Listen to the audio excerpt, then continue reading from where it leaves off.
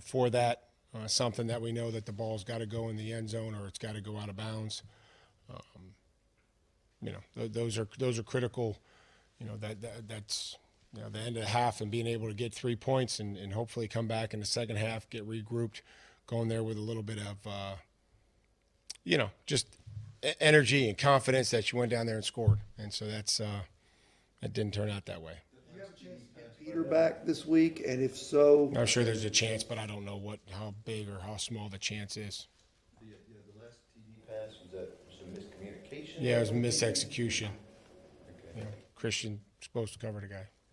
Is Nicholas back in the building? He is in the building, yep. And he's allowed to meet. He's allowed to work out. He's allowed to condition, train by himself, but he can be in meetings, and he can't be at practice or attend games. What do you imagine that to be like in terms of a ramp up for the return? I imagine that will be working out, and he'll be training by himself with the strength and conditioning staff. I imagine that he'll be in meetings, and I imagine that he won't be at the games or practice. with Hassan's case being dismissed, are you anticipating him being removed from the exempt list anytime? It's not my exempt. It's not my exempt list. I mean, I'd try to help you out, guys. I would have no idea. In the past, back when AJ was here, if you remember, he had the issue with contemplating suicide. Chris Hubbard has had a friend who he lost to suicide. Have you gotten to talk to him at all about that, especially with this being Suicide Awareness Month?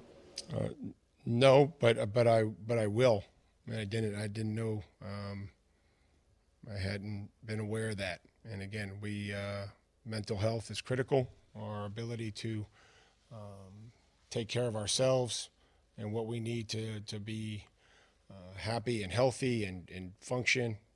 Again, be a lot of attacks on the Tennessee Titans and our players and our coaches, and that's just a small example. I mean, we play a game here, so we're going to try to win, and we're going to do everything we can, and we're going to improve.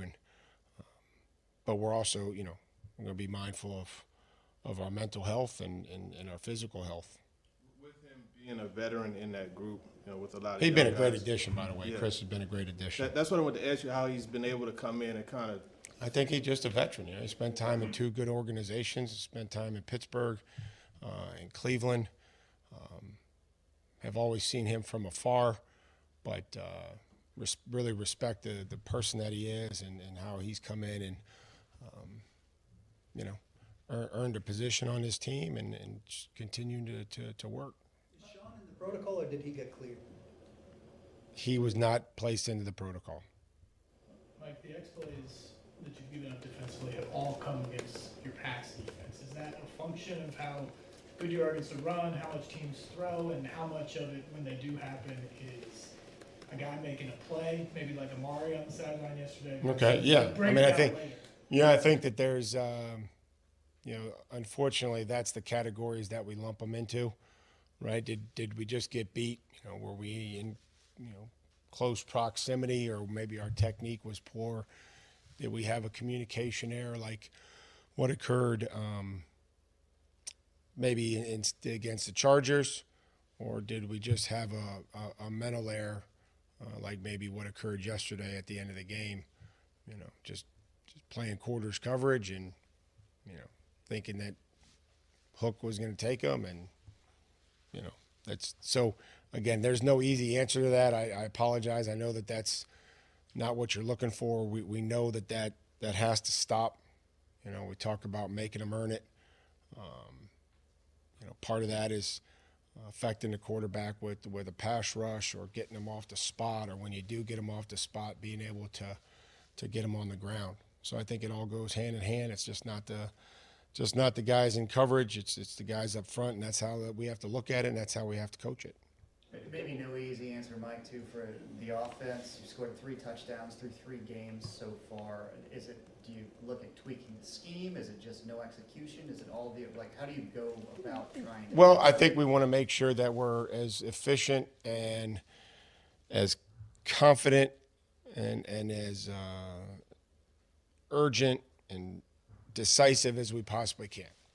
So looking through the first 3 games, what we've done well, thing that you know, when we look at it, do the players look like they're executing it with confidence, right? Whether it's, you know, positive play or just a couple yard gain, you know, but it looks like they know what they're doing. And I'm not talking analytics and saying it was a 10-yard gain because of missed tackle. It was a 10-yard gain because it was well blocked. Guys knew what to do. Guys were flying. They could adjust to whatever look that the defense gave us.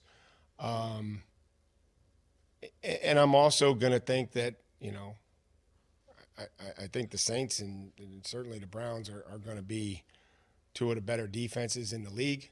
And the Chargers presented their problems.